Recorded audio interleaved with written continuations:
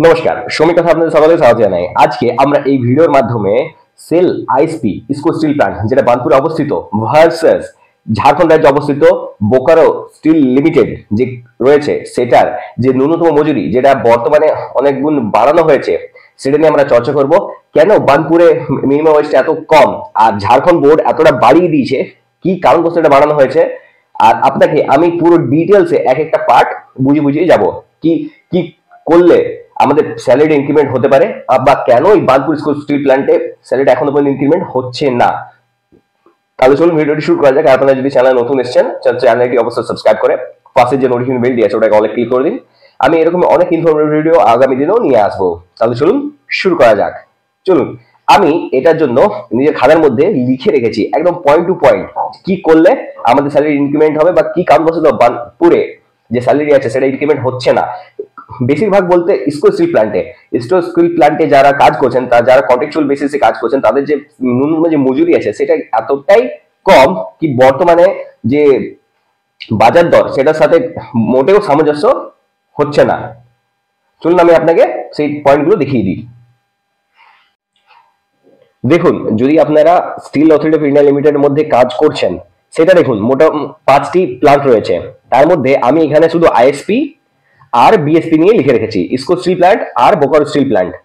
এবার revised minimum wages of ISP and BSP যে রেটটা রিভাইজ করা হয়েছে, যেটা দেখুন ইসকো স্টিল প্ল্যান্ট কিন্তু পশ্চিমবঙ্গ রাজ্যের মধ্যে অবস্থিত, আবার বোকারো স্টিল প্ল্যান্ট কিন্তু ঝাড়খণ্ড রাজ্যে অবস্থিত। ঝাড়খণ্ড রাজ্যের মিনিমাম ওয়েজটা খুবই কম ছিল, কিন্তু বর্তমানে এটা অনেকগুণ বাড়ানো হয়েছে, সেটা নিয়ে আমরা কিছুটা কথা বলবো। তাহলে চলুন দেখুন, আমরা ন্যূনতম প্রথম মাসিক বেতন যেটি রয়েছে সেটা নিয়ে প্রথমে কথা বলে নিই। আমরা এখানে জোন এর জন্য লিখে রেখেছি। এবার আপনি যদি পশ্চিমবঙ্গে রয়েছেন আর পশ্চিমবঙ্গের যদি আপনি আসানসোল কিংবা বার্নপুর এরিয়ার মধ্যে রয়েছেন, তাহলে আপনি নিশ্চয়ই জানবেন কি এই বার্নপুরে আসানসোলের মধ্যে ইসকো স্টিল প্ল্যান্ট অবস্থিত। এবার এখানে যে ন্যূনতম যে মজুরিটা দেওয়া হয় সেটা প্রতিদিন কি দরে দেওয়া হয়। যদি আপনি আনস্কিল্ড ওয়ার্কার দেখে নিন, আপনি যদি আনস্কিল্ড তো 393 টাকা পাবেন, অর্ধ কৌশলের জন্য সেমি স্কিল্ডের জন্য 425 টাকা, কৌশল প্রাপ্তের জন্য 475 টাকা, অতি কৌশলের জন্য 523 টাকা। এইবার সেখানেই বর্তমানে ঝাড়খণ্ড রাজ্য দেখুন, এখানে সেই টাকাটি দেখুন কোথায় নিয়ে চলে গেছে। 393 থেকে ডাইরেক্টলি 521 টাকা 50 পয়সা। আবার এখানে দেখুন 432 টাকাটা চলে গেছে 546 টাকা, এখানে 475 টাকা চলে গেছে 718 টাকা 67 পয়সা। আবার এখানে দেখুন হাইলি স্কিল্ডে 523 টাকা চলে গেছে 828 টাকা 33 পয়সা। এইবার যেটা আমাদের দেখা জিনিস হচ্ছে সেটা কি রূপ দেখুন, আপনার যে মাসিক বেতন দাঁড়াচ্ছে সেটা দাঁড়াচ্ছে 10,218 টাকা, 11,232 টাকা, 12,350 টাকা, 13,598 টাকা। এটা unskilled, semi skill, skill, highly skill এই চারটা ক্যাটাগরির মধ্যে। এরপর যেটা দেখুন সম্পূর্ণরূপে সেল ইসকো স্টিল প্ল্যান্ট আপনাকে ছেড়ে দেয়নি, শুধু ওয়েস্ট বেঙ্গল গভর্নমেন্টের হালে ছেড়ে দেয়নি কি ওয়েস্ট বেঙ্গল গভর্নমেন্টের যত কম পেমেন্ট আমাদের যত বেশি প্রফিট আমরা করি তার জন্য যে কম দেবো তা না।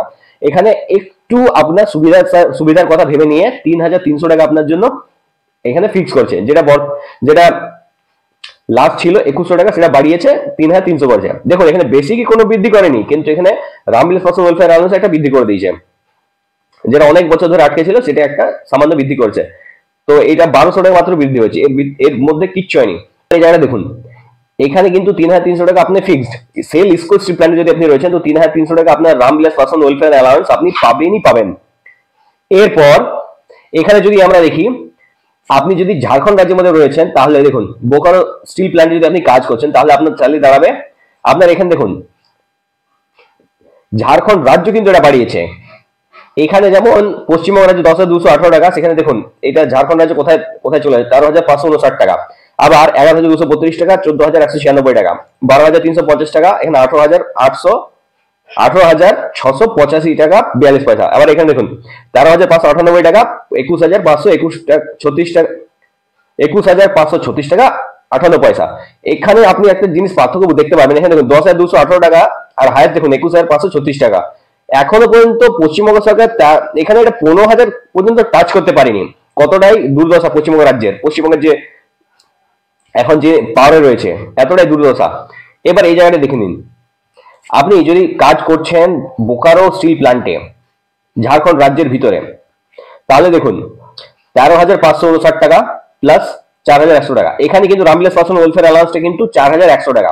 এখানে এই পার্থক্যটা আপনাকে মেনে নিতে হবে। এটা কিন্তু এই পার্থক্যটা এখানে রয়েছে, এখানে 3300, এখানে 4100।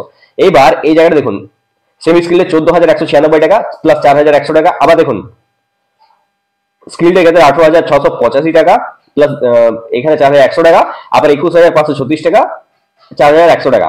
এইবার কেটে কুটে আপনার হাতে কত আসবে দেখুন। আপনি যদি ইসকো স্টিল প্ল্যান্টে কাজ করছেন তাহলে আপনার দাঁড়াচ্ছে পিএফ, ইএসআই, প্রফেশনাল ট্যাক্স ডিডাকশনের পর আপনার পিএফ কত কাটবে, 12% কাটবে, ইএসআই 0.75% কাটবে আপনার গ্রসের উপর, আর প্রফেশনাল ট্যাক্স 110 টাকা। এরপর দেখুন আনস্কিল্ডে আপনার স্যালারি দাঁড়াচ্ছে 12,118 টাকা, সেমি স্কিল্ড আছে 13,206 টাকা, স্কিল্ড আছে 14,183 টাকা, আবার হাই স্কিল্ড 15,079 টাকা। এইবার আপনাকে এখানটাতে আমি দেখিয়ে দিই, দেখুন আপনার এগুলো ডিরেকশনের পর কি হবে। এখানে একটা কথা আপনাকে মাথায় রাখতে হবে, ইএসআই যে কন্ট্রিবিউশন আছে সেই কন্ট্রিবিউশনটা মাত্র 21,000 টাকা অবধি আছে। 21,000 টাকার উপর যদি 1 টাকাও চলে যায় তাহলে কিন্তু ইএসআই কন্ট্রিবিউশন আর হয় না।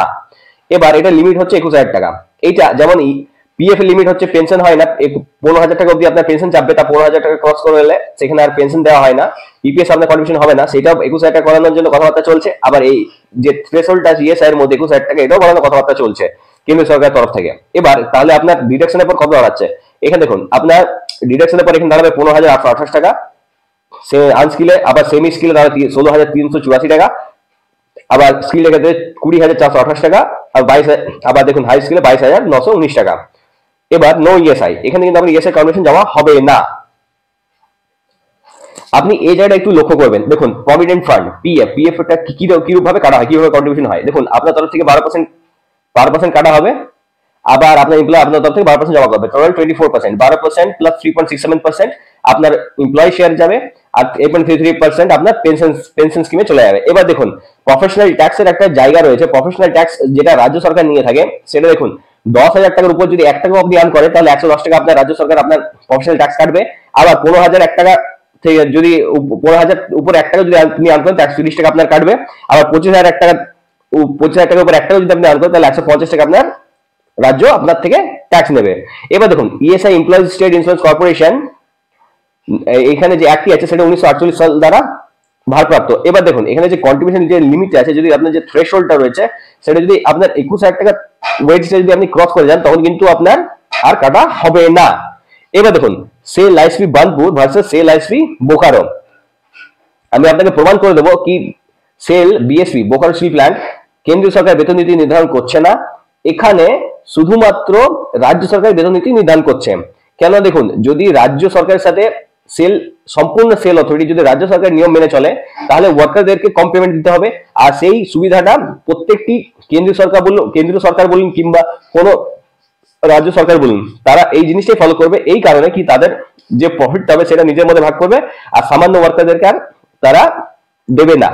এবার বার্নপুর স্টিল প্ল্যান্টে আপনি দেখুন, এখানে দেখুন 3,700 টাকা আপনি কম পাচ্ছেন আজকিলে, আবার এখানে বোকারো 3,700 বেশি পাচ্ছে। আবার দেখুন সেমি পশ্চিমবঙ্গ রাজ্যের মধ্যে এই যে স্যালারিটা রয়েছে সেটা পশ্চিমবঙ্গ রাজ্য সরকার অনুমোদিত সর্বনিম্ন মজুরি, 3,700 টাকা আপনি কম পাবেন, আবার এখানে বোকারো বেশি পাবে। আবার এই যে 3,778 টাকা এখানে বার্নপুরে কম পাবেন, এখানে ঝাড়খণ্ড রাজ্য সরকার দ্বারা অনুমোদিত যে সর্বনিম্ন মজুরি সেটা বেশি পাবেন।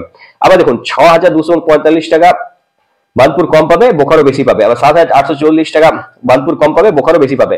এইবার দেখুন বার্নপুর স্টিল প্ল্যান্ট আর ঝাড়খণ্ড রাজ্যে অবস্থিত বোকারো স্টিল প্ল্যান্ট দুটোর মধ্যে যে পার্থক্য রয়েছে সেটা কিন্তু বেশি পার্থক্য নাই, খুব সামান্য একটা পার্থক্য হচ্ছে। সেটা হচ্ছে কিনা, যদি রাজ্য সরকারের নীতি অবলম্বন করে ইসকো স্টিল প্ল্যান্ট বা বোকারো স্টিল প্ল্যান্ট নিজস্ব ওয়ার্কারদেরকে পেমেন্ট করে তাতে কি হবে, তাতে একটা সবচেয়ে বড় এখানে সুবিধা রয়েছে, রাজ্যের কথা শুনে যদি কেউ ন্যূনতম যে মজুরি রাজ্য তৈরি করে সেটা যদি ওরা ফলো করে থাকে তাহলে কেন্দ্রীয় সংস্থার উপর কোনো আর দায়বদ্ধতা থাকে না।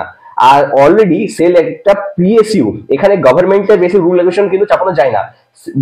যদি সেল চায় তো নিজের কেন্দ্রীয় সরকার বেতন নীতি নির্ধারণ করে আপনাকে পেমেন্ট করতে পারে, কিন্তু নিজের খরচা বাঁচানোর জন্য আর ওয়ার্কারদেরকে কম মজুরি দেওয়ার জন্য এই নীতি সেল অবলম্বন করে থাকছে। এবার দেখুন এখানে আমি আপনাকে ক্লিয়ারলি দেখিয়ে দিচ্ছি, দেখুন ঝাড়খণ্ড রাজ্য সরকার গভর্নর দ্বারা যে নতুন ঝাড়খণ্ডের গ্যাজেট প্রকাশিত হয়, সেই গ্যাজেট প্রকাশিত অনুযায়ী আমি এখানে আপনাকে স্ক্রিনে দিয়ে দিচ্ছি, আপনি এটা দেখে নিন। সেই মাধ্যমে নিজেদের যে বেসিক ওয়েট আছে সেটাকে রিভাইজ করে 2024 সালের 11 মার্চে। এইবার সেইটা যখন রিভাইজ করা হয়, রিভাইজ করানোর পর যদি কোনো ডিপার্টমেন্ট থেকে তার এগেনস্টে যদি কোনো অবজেকশন না যায়, তো তার 2 মাস অবধি ওটা টাইম থাকে। কোনো অবজেকশন যদি না যায় তখন সেটা ইমপ্লিমেন্ট করতে হয় প্রত্যেকটা government sector, private sector undertaking গুলোকে, যেগুলোকে ন্যূনতম যে মজুরিটার ভ্যালুটা দেয় সেই অনুযায়ী ওদেরকে মানতেই হয়। এইবার সেখানে কোনো যায়নি, তো সেটা দেখুন মার্চ মাসে হয়েছে। আবার বোকারো স্টিল লিমিটেডের যে আপনার কাছে যে ন্যূনতম যে মজুরির যে একটা সিট বেরিয়েছে সেটা অক্টোবর মাসে ইমপ্লিমেন্ট করা হয়েছে, সেটা দেখুন মার্চ থেকে প্রায় 6 মাস পর ওটা ইমপ্লিমেন্ট করা হয়। 6 মাস সময় নিয়ে নেয়, 6 মাসের পয়সা বাঁচানোর জন্য 6 মাস সময় নিয়ে নেয়, কি 6 মাস পর আমরা এটাকে ইমপ্লিমেন্ট করব। তারপরেই ঝাড়খণ্ড রাজ্য আপনি দেখতে পারেন যারা বোকারো স্টিল প্ল্যান্টে কাজ করছেন তাদের পেমেন্টটা হঠাৎ করে বেড়ে যায়। সেটা অনেক অনেক গুণ কম ছিল, কিন্তু একটা গভর্নরের এতটা পাওয়ার থাকে কি উনি যদি চান তো উনি ইমিডিয়েট ইফেক্টের সাথে নিজের রাজ্যের যে ন্যূনতম যে মজুরি আছে সেটা হঠাৎ করে বাড়িয়ে দিতে পারেন। এটার মধ্যে পলিটিক্যাল যে ইনফ্লুয়েন্স আছে, বর্তমানে যে পার্টি পাওয়ারে রয়েছে তার দ্বারা পুরোপুরিভাবে প্রভাবিত। ওই পার্টি যদি না চায় তাহলে আপনার পেমেন্ট কোনোদিনই বাড়বে না।